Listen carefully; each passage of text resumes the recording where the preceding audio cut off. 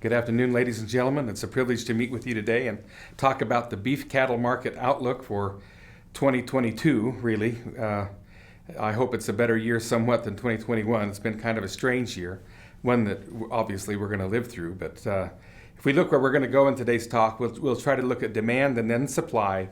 Then we'll look at a price outlook, and then we'll look at some management strategies maybe that we are able to use on our different operations. The demand for beef kind of hinges on whether there's enough money to buy beef. And as we've been in the stores lately, that's kind of a problem for us because we see that price is pretty darn high. And so do we have the money to actually pay for it? And if we look at the U.S. median household income for this last year, for 19 and 20, we can see that stimulus money certainly has increased that income, and it is up. Okay, so I mean, we probably do have money to pay for more food, for more beef, hopefully. And as we look at the per capita disposable income, this is personal income now, we again see those spikes of the stimulus checks, and we see that while if we look right after the spikes, we kind of just want to drop down a little bit, but that income is still rather high compared to everything else that we've had in the past. And so it's really, I think, a fairly rosy picture in that we do have money and we do have the ability to buy the food that we need. If we look at the U.S. retail beef index, the beef demand index, we see that during the last 30 years, we've kind of had a pretty steady increase in demand. And that's really been kind of exciting, and I think we're really bullish on that, and it's certainly a bullish look. If we look at the all fresh beef demand index, again, we see that's kind of been up and down, but in 2020, this was the last year that we can get that information, is up in 2020. I think it's going to be up in 2021 as well. But one of the things that we're kind of working towards and realizing that we have a problem is this beef demand. And we're kind of losing market share as we look at U.S. beef consumption going down just slightly. And of course, if we look at the poultry and all meat and poultry consumption, we can see that even chicken is pretty well leveling out over these last 2 years. Beef, again, like we've said, is dropping a little bit. Pork, probably very close to the same. Turkey, maybe dropping just slightly. And so we see that the consumption of all meats and all proteins of this kind is probably dropping just slightly in the country. If we can look at the per capita red meat, poultry and poultry consumption, we do see 20 and 21 and 22 that consumption going down just slightly. So and the net per capita beef consumption also going down some 2 pounds for the next couple of years, and we'll probably see that a little bit more as we go forward. But the good news of all this the demand question, is that we have exports that are really strong. And the strong exports are really taking over the demand that we have and really controlling the demand, because there is the strong demand for export of U.S. beef into other countries. And that's really kind of exciting. If we look at the different markets that goes into, certainly we see that Japan and Korea are very high. We see that China in just the last year has made tremendous strides in importing or taking our exported beef into their country. And we see that Mexico, of course, and then Canada, we see how those markets are responding. And they do take a lot of beef out of this area. And so that's exciting for us. If we go to we look at total red meat and poultry production and look at it kind of as a whole, we see that the U.S. consumption is going down, but we are actually exporting more all the time. So even though the U.S. consumption is going down, the exported consumption is actually going up. So it kind of evens out and makes it so we have a pretty good demand for our product. If you look at the U.S. beef and veal export demand index, then you see that we do have the indexes are really off the charts, that we have a lot of demand for beef outside of this country. And that's really an exciting part. If there is a real exciting story this year, it is those exports and how we have been able to really do a lot of really good for the industry. If we look at the expenditures that we have in the home for meat and poultry. We see that beef certainly is the product that we buy, even if we have to pay more money for it. And I think we're happy to pay for beef when it's really, really good beef. And so that's something that we look at. If we compare here the all fresh beef in the green line compared with the choice beef, we see that the demand index of those two is much higher for the choice beef than it is for all beef. And I think that's one thing we want to get across today, is that choice beef and above is something that there is a huge demand for. If we look at the price spreads between choice and select in the green, and then between prime and choice in the purple, we see that there's a tremendous amount of difference in those spreads. And so that really tells us that we value very much high quality beef, and that is the thing that we really try to strive for, and I think that we're really working towards and making inroads in, and making it so that our beef demand stays up. The elephant in the room, however, is inflation, and inflation is a bit of a struggle for us. This graph looks at the change versus year-ago levels of inflation, and so we know that inflation went up is pretty drastically this year, and we certainly CattleFax at least projects this to drop down quite a bit for the next year, and we hope that that happens. We hope that this level of inflation that we have today doesn't just hold through, that it actually levels off, and so or drops. That would be the ideal thing. So if we look at the summary for demand, we know that stimulus money has allowed the U.S. the ability to spend. And that's been a good thing. And you know, it's interesting when you look at the data, there's been a lot of revenge spending. That when people got out of being cooped up and got out of being in their homes and everything and not being able to go out, they went out a lot this year. And they loved to go out, and they tried to make that a really big deal. And that's kind of funny for this year. We don't know really where that's going to end, but certainly that's probably going to level off. And as states get back into bigger COVID problems, we know that that's probably may decrease as people are staying home because of the different variants that we're into now. So the U.S. per capita consumption is decreasing a little bit, but the export demand for beef continues to increase, and that really looks fairly bright into the future. However, you know, if we look at these other countries, if their COVID problems are really, really drastic, we could see some problems in those countries because of them not being able to get out and go to the restaurants, especially in Japan and Korea, where that's just very, very popular, and beef is popular in the restaurant trade, that if they don't go to those establishments, that may have something to do with it. So something we need to look for in the future. The quality grade of beef has really pushed the retail demand for beef to be high. And that's been a really exciting part, is that we're finally raising high quality beef, something that is important. Of course, when we get into inflation, that's something that we're going to have to kind of deal with. It may, because of inflation and the high prices, that may push people to using less expensive cuts and maybe less expensive options when we get to the protein market. And so that's something that we hope we can overcome. Let's look at supply. I think that's important to look at also. The beef cow inventory has dropped, and you can certainly, we know that that's true. It's since 2018 that we're losing cattle numbers.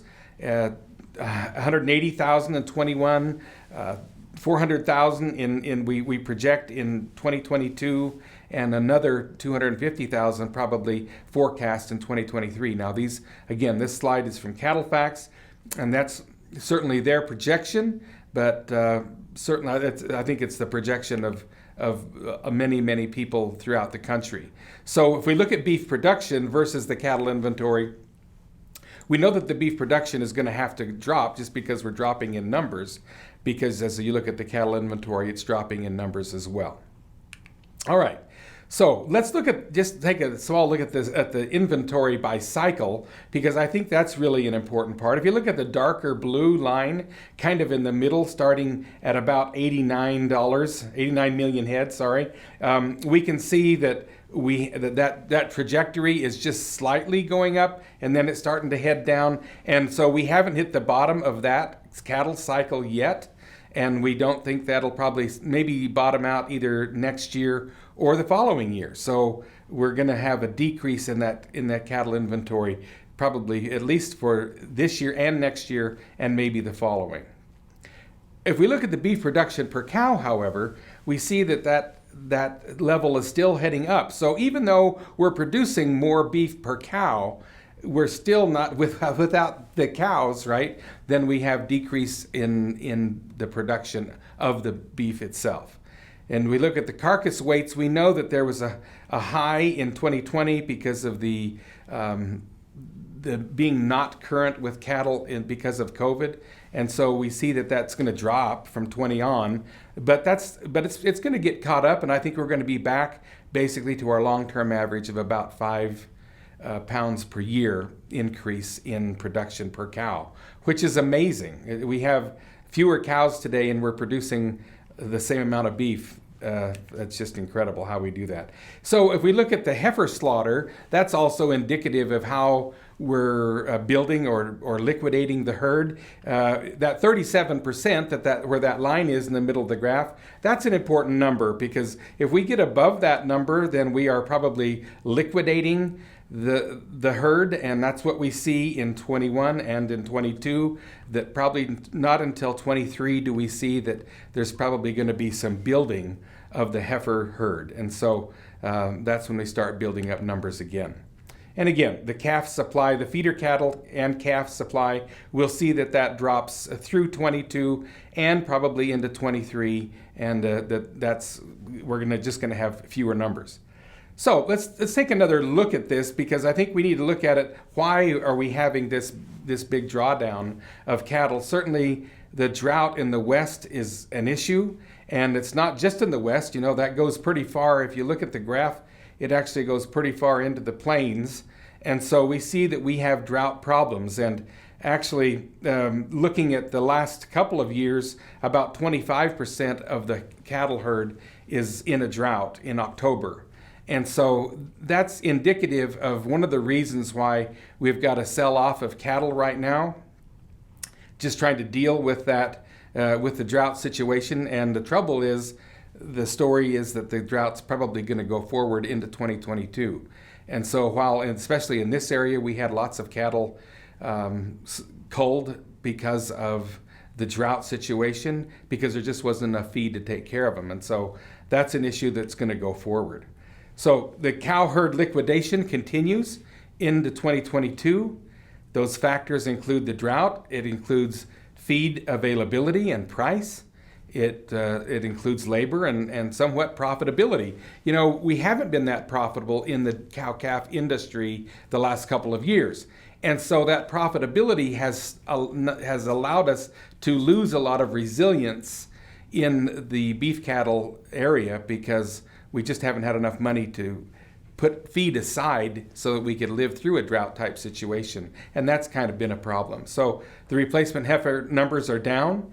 Cow slaughter is still rather large. And again, for drought and other reasons, that's going on. And so we're nearing the bottom of the cattle cycle.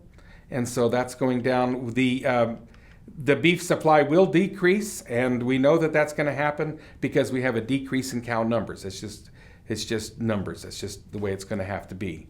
The production per head, however, appears to be on target, but the exports are kind of, again, the exciting thing here. The export demand of U.S. beef is high, but even as the beef supply decreases, we are able to push prices higher because of the supply being less and demand is relatively high. That's going to push your prices higher. So let's go into price. If we look at the annual cattle prices in the southern plains, we see that, again, we have the 3 different categories of the 5 weights, the 7 to 8 weights, and then the fed steers in the blue on the bottom. And so we see those those, if we look back into 14 and 15, when we had the big years, we see that those numbers are sky high, and we're kind of heading up to those. I don't think it's going to go as high as we did in 14 and 15, but those numbers are certainly heading up. If we look at the Fed steer price, again, we see in 21 we see a price finally of $122 a hundredweight, and we worked hard to get there. I tell you, we worked that 20 spot has been difficult to push through because we stayed there for a long time, and now I think we've finally pushed through into the last couple of weeks. We're at $1.40, and so Cattle Facts at least projects the 2022 price overall to be about $138 a hundredweight, and I think that's fairly conservative. However, with all the risk that we have because of other things in the world, it may not. It's probably going to be really close to that. So let's look at the 8-weight steers. Again, we see the same kind of thing. 21 and 22, we're going to see prices go up. And we've seen that, again, just in the last couple of weeks, we've seen that price go up. And 22 is, again, going to be higher. Again, if we look at the 5-weight class, same kind of a picture, right? Same thing exactly. If we look at the bred cow prices, we're going to see that they have gone up slightly in 2021, and we certainly Cattle Facts projects that to be a little higher in 2022. I think we'll see this really go higher when we get into building the cow herd, and that probably won't happen until late 23, maybe into 24. So if we look at the cow slaughter versus the price, we can see that the slaughter levels are high in 21, and again, there's lots of reasons for that, drought being just one of those, and feed availability, right? It wasn't just that we had a drought, but we didn't have enough feed reserved to be able to go into winter, and so, but the price is kind of held, right around that 70-cent level. That's kind of where we want to be. We'd love to have it higher. The beef producers would love it to be higher, but that's about where we are. All right, so what is all this going to mean for us when it all gets said and done? When we look at the cow-calf costs, guess what? Costs are going to go up. I don't think that's a mystery to anybody when we start looking at the feed costs. And have you priced lately fertilizer? Because the fertilizer costs are crazy. And so with fertilizer going up and feed costs going up, certainly the cost of the cow-calf producer is certainly going to rise as well. So that's going to be an issue that we're going to have to deal with. If we look at the cow-calf returns, returns to the cow-calf operation, we can see that in 20, there weren't any returns. It was actually a down year. In 21, we see just a slight amount of income above costs. And we're going to see that go up in the next couple of years. I think we're all pretty excited about that. And looking at price, I think we can see that that's probably going to take place. And I think that's an exciting thing for all of us. Now, I know this slide is really busy, but there's a lot said in this slide. So we're going to spend a little time here. And I think it's important for you to see what is happening to the industry as a whole. So we have the cow-calf in green, the cow-calf operations in green, the stocker feeders are in blue, the fed cattle, the feeder cattle group is in red, and the yellow is the packer. So if we look at the last 2 or 3 bars on the right-hand side, we can see who has all the power. And they call it leverage, right? In the marketing system that we have today, the packers have the leverage. Now let's look back at 2014. Well, who had the leverage in 2014? I mean, I think you have to agree the cow-calf producer had the leverage there. And if we look at price, we'll certainly see that was true because we had all the leverage at that point in time. Well, hopefully you can see in the very last bar for projecting for 2022 that the leverage evens out quite a bit in that all areas of the industry are going to be able to be profitable. And I think that's one of those really sweet spots that we don't get very often because we just don't get it to where all the different areas within the cattle industry can be profitable. But I think we're going to see that in 22 and probably a little bit further on. We know that there's going to be more shackle space due to we're just building a few more slaughterhouses, even in Idaho. We've got 2 different ones going in this state. They're 500 head apiece, and that's going to add some competition for beef cattle and for fed cattle into this state, and that raises the price, and that's what we want to see, and it decreases the leverage that the packers have had over the industry the last couple of years. So this slide is a copy of the Cattle Facts price predictions for the next year, and it's showing you what was in the past. And so I think you're going to be able to see that really the industry is fairly bullish, right, on everything.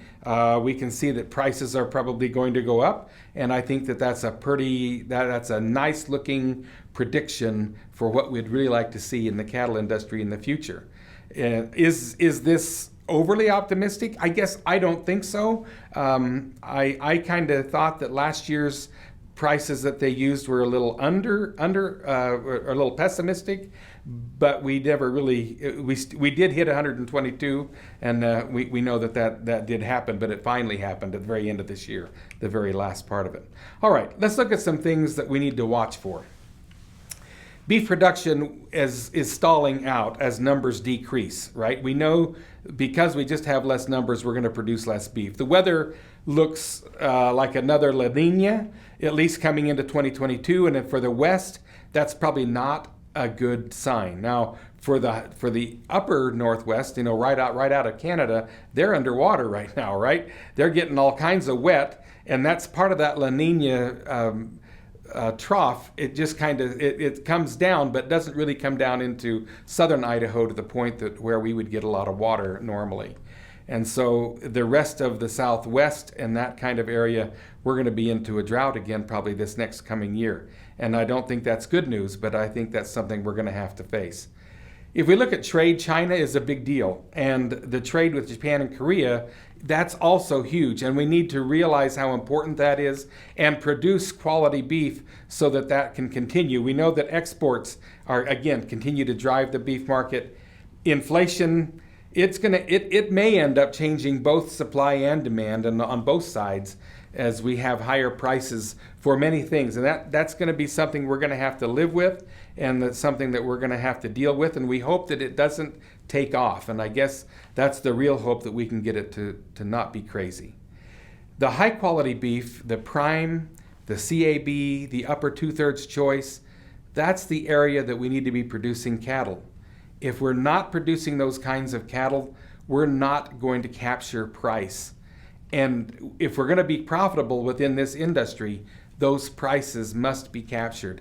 So I guess I really encourage all of you producers that you are producing cattle that are in that upper level of quality. That is what people want. Taste is what people want and desire. And I think you will find that if we can produce that kind of cattle. So the leverage, I think, appears to be kind of leveling out between the different sectors. And I think, again, it's kind of a nice sweet spot. We'd maybe like to see a little more leverage in the cow-calf side. But I think we can all be profitable at certain levels, and that's really what we all really want, right? We all want to make money at a certain point. Now, this last area, I don't really know where to go with this, because I think the call for sustainability, for carbon neutral, for decreasing methane production, those calls are getting louder. They're not getting quieter. And I guess it may not be necessarily with the science, but the speaker at Cattle Facts that talked about this, she's at the university, or at Colorado State University. She just stated that the excitement over the sustainability and carbon neutral, that whole thing, it may overpower the science. And so we're going to have to be careful. And I think I really want you just to not be surprised that this is coming as an issue that you may have to deal with, that you don't want to have to be surprised by this and say, oh, where did this come from? Because this is getting louder. The younger group coming up in the world, they are very concerned about this world and sustainability, carbon neutral, and that methane question. And good or bad, that's their feeling, and we're going to have to deal with that sometime in the future. So while I think I think our outlook is pretty rosy, I think there's some things we need to be concerned about. Certainly COVID continues to be a concern, and hopefully we can go forward and have a really good year. So I encourage you all to really study the markets and try to keep up on the things that are happening so that you won't be surprised and won't be taken,